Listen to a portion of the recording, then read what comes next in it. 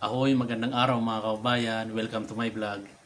Ngayong araw naman ay mayroon akong i-share na pwedeng makatulong para lumaki yung bayad sa overtime natin at sa bayad sa ating dubulina or leave pag umuwi tayo sa Pilipinas.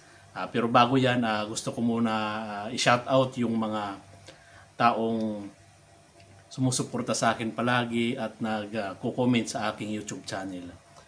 Shout out muna sa iyo kay Ire Steven, kay Tony Akluk Vlog. Ito yung babaeng ko na palaging sumusuporta sa akin. Isa po rin siyang vlogger dyan sa atin sa Pilipinas.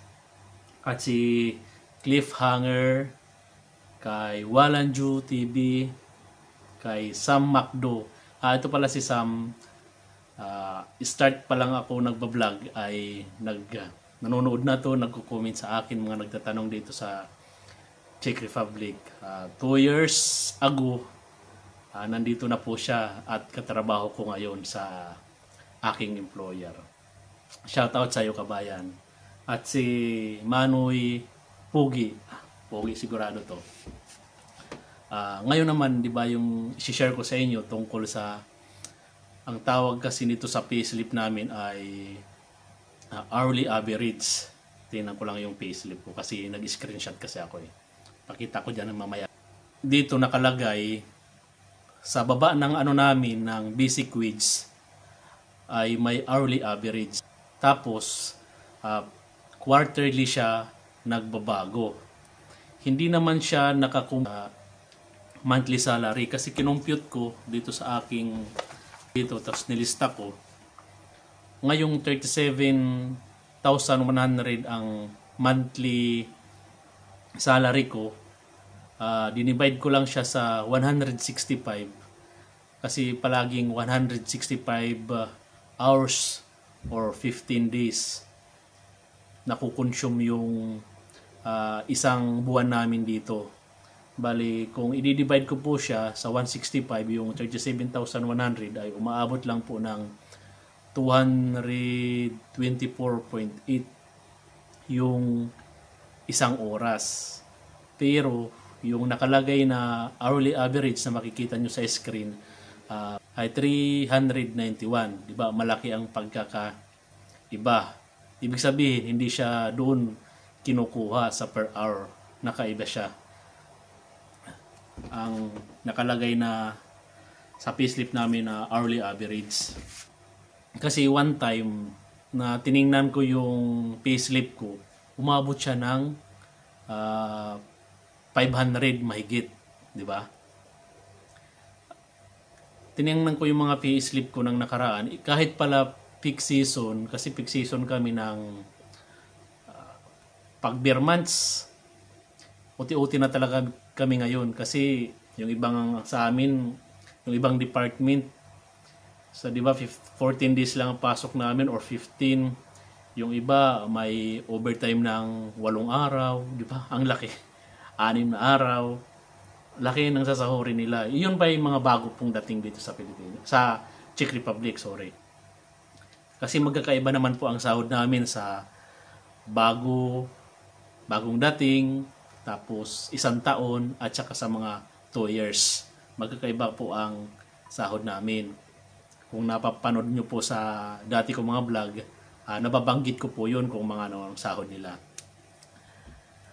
Bali, yung average pala ng salary dito sa hourly average ay hindi pala na lumalaki during sa mga peak season time.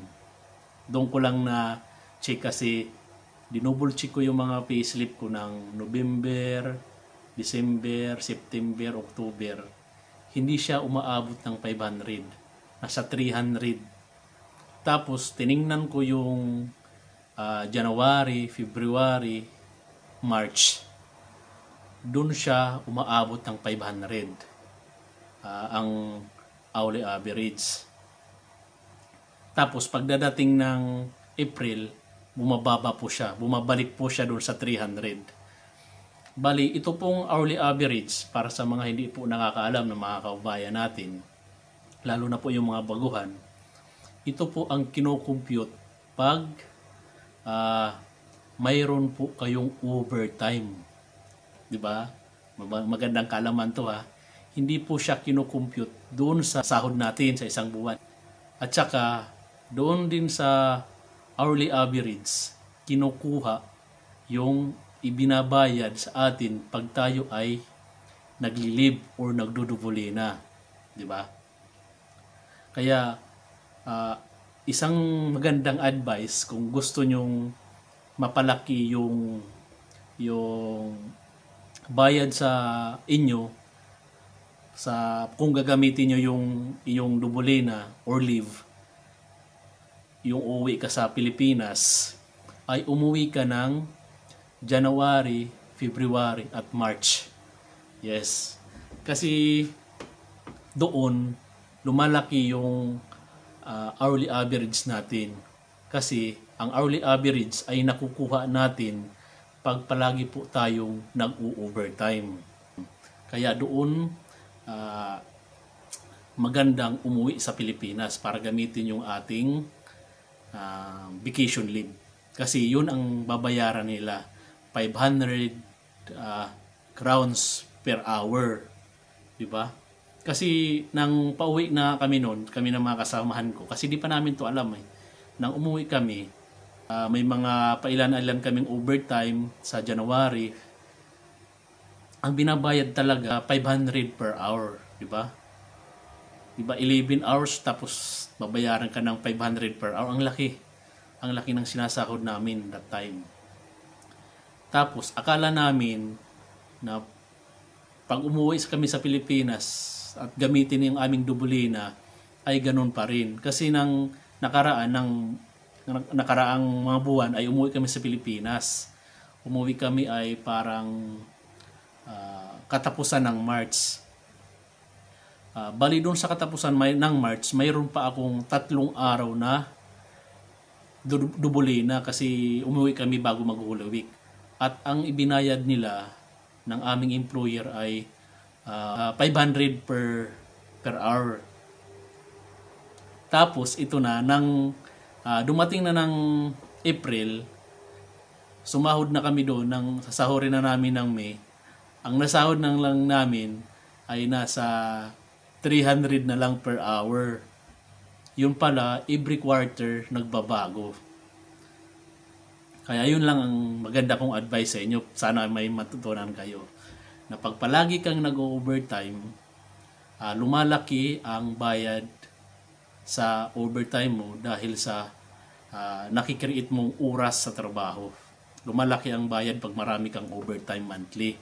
Doon sa 3 buwan ng October, November, December. At gagamitin mo yun sa mga January, February, March. Yun lang mga kabayan. Sana nakatulong to sa inyo para mas lumaki po ang bayad ng employer sa atin na sahod sa overtime at saka sa leave or dubulina natin dito sa Czech Republic pag uwi po tayo sa Pilipinas. Pero itong mga kabayan, hindi ako sure kung ginagamit din to ng ibang employer dito po sa Czech Republic. Bali po ito ay dito lang po sa employer namin, sa pinagtatrabahuan ko, at hindi ako sure dun sa ibang company kung mayroon din silang ganitong sistema. Yun lang mga kabayan.